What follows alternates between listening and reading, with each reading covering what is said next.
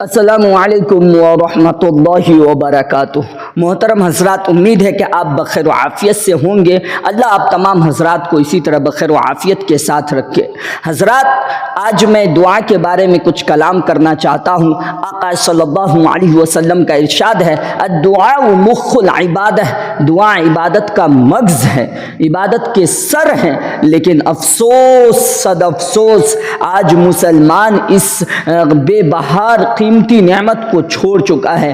مومن کا ہتھیار ہے، لیکن مومن سب کے سامنے روئے گا، گڑ گڑائے گا، لیکن اللہ کے سامنے وہ نہیں رو سکتا، نہیں مانگ سکتا ہے۔ ایک حدیث شریف میں ہے کہ جو بندہ اللہ سے نہیں مانگتا ہے تو اللہ اس سے ناراض ہو جاتے ہیں، بنسبت دنیا کے کہ دنیا سے جب لوگ مانگتے ہیں تو دنیا والے ناراض ہو جاتے ہیں۔ کیوں اپنی ذلت اور خواری اور ناداری کے جو اسباب پیدا کر رہے ہیں، جو بھی ضرورت ہے، جو بھی حاجات ہے، آج اللہ سے آپ مانگیے، اللہ کے سامنے اپنی دل کی باتیں رکھ دیجئے۔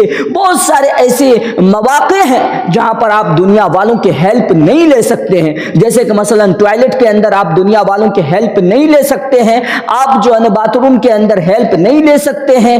اسی طرح اس جگہ بھی آپ کی جو مدد کرنے کے لیے کوئی ذات کھڑی ہوگی تو وہ اللہ کی ذات کھڑی ہوگی۔ میں اپنے فالوورز کو یہ پیغام دینا چاہتا ہوں کہ اپنے اعمال میں ایسے عمل پیدا کیجئے، ایسے سبسکرائبر کو میں کہنا چاہتا ہوں کہ ایسے عمل پیدا کیجئے جن عملوں کو سامنے میں رکھ کر کے آپ اللہ سے دعا مانگیں گے، اللہ آپ کی دعا کو ضرور قبول فرمائیں گے۔ اللہ نے تو فرعون کی دعا کو قبول کیا ہے، اللہ نے تو اپنے دشمنان اسلام کی دعا کو قبول کیا ہے۔ ہم تو اللہ کے بندے ہیں، ہم تو اس کے پیارے نبی کی پیاری امت ہیں، ہم اگر دعا مانگیں گے تو ہماری دعا کیوں نہیں قبول کریں گے؟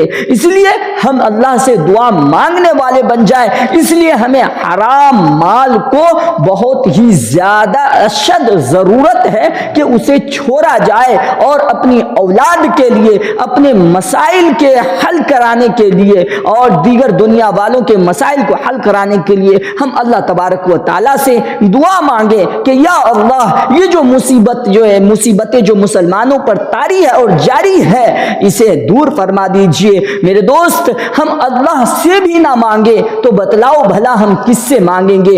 آج مسلمانوں کے پاس اتنا ٹائم نہیں ہے، اتنے وقت نہیں ہے کہ وہ اللہ کے سامنے دل کی باتیں رکھ سکے۔ آج آرڈر دے کر کے لوگ چلے جاتے ہیں۔ لوگ تو یہاں تک کہنے لگے ہیں کہ مولانا صاحب جمعہ کی نماز میں دعائیں شارٹ کر دیجئے۔ بہت سارے کام ہیں میرے دوستوں، جو 1000 گھنٹوں والا کام ہے وہ چند منٹوں میں اللہ حل کرنے کی طاقت رکھتا ہے۔ بس شرط ہے کہ اپنے رب کے سامنے دل کی باتیں کھول کر رکھ دیجئے، اور رب کے سامنے دروازے پکڑ کر کے روئیے، گڑ گڑائیے، جس طرح ایک بچہ صبح سے لے کر شام تک روتا رہتا ہے، اور 1 روپے کے خاطر، 5 روپے کے خاطر اتنا روتا ہے، اس کی ماں کو رحم آ جاتی ہے اور اس کی ماں قرض لے کر کے اپنے بچے کو عطا کرتی ہے۔ اے مسلمانوں، اگر تمہارے اندر اس بچے کی صفت آ جائے اور تم رب کریم کے سامنے رونے کے لیے آ جاؤ، تو جو 70 ماؤں سے بھی بڑھ کر کے تم سے پیار کرتا ہے، وہ میرا خدا، وہ میرا اللہ، وہ میرا گاڈ، وہ تمہیں عطا کرنے کے لیے راضی ہو جائیں گے۔ شرط یہ ہے کہ مسلمانوں، تم اللہ کے سامنے رو، گڑ گڑاؤ، اور اللہ سے اپنی مغفرت کی بھیک مانگو، اپنی اولاد کی زندگی کامیاب ہونے کے لیے بھیک مانگو اللہ سے۔